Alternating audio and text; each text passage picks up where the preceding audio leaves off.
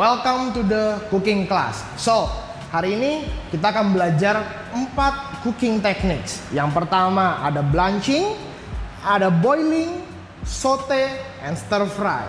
Oke? So, apa aja sih itu semua? Mungkin dari kalian ada yang pernah dengar sebelumnya ataupun ada yang belum pernah dengar.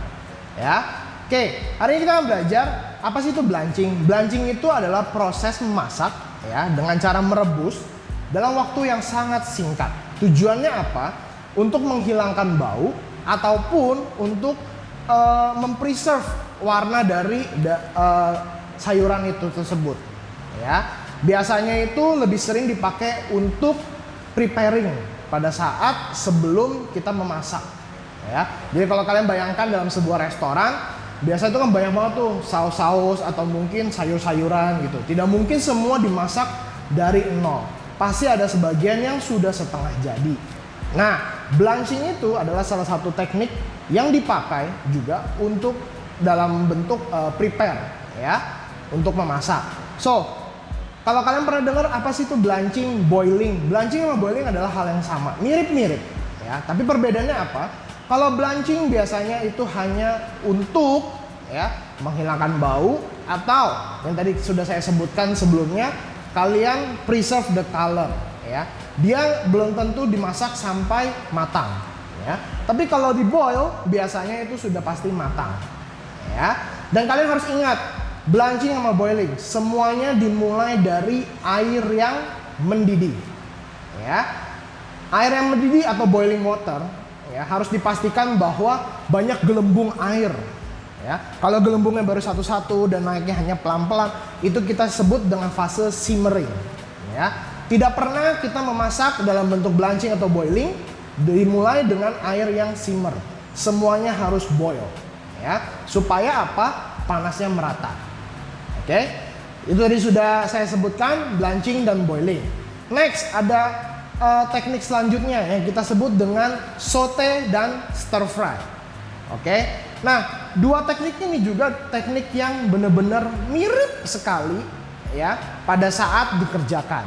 Kalau saute biasanya lebih kepada makanan-makanan yang western.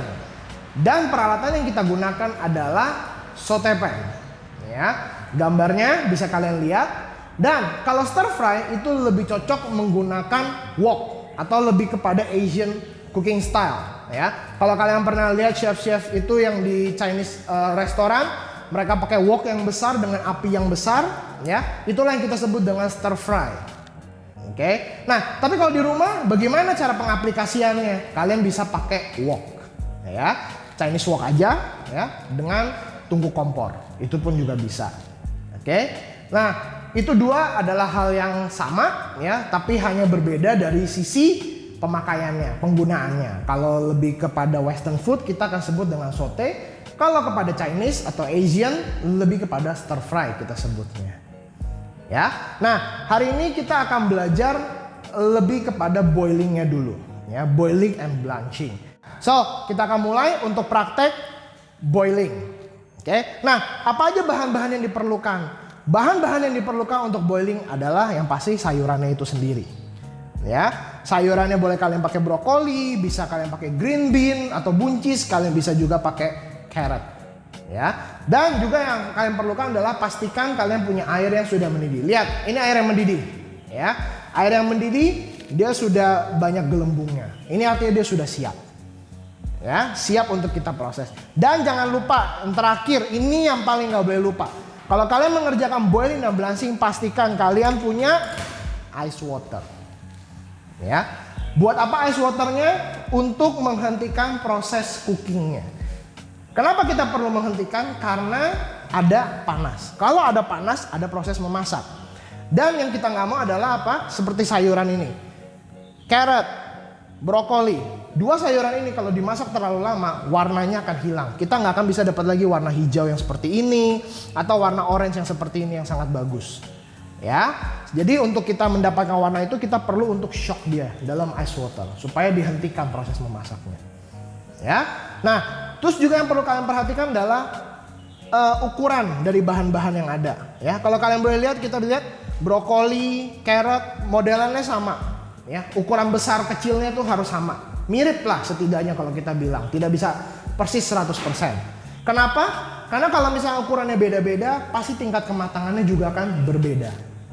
Ya, jadi untuk kita masak dengan waktu yang singkat dan sama tingkat kematangannya, pastikan ukurannya sama.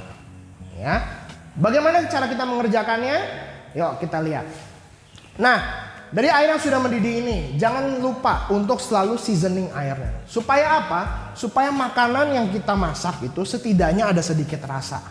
Ya, tidak boleh terlalu asin tapi sudah ada rasanya. Ya, kita akan kasih salt.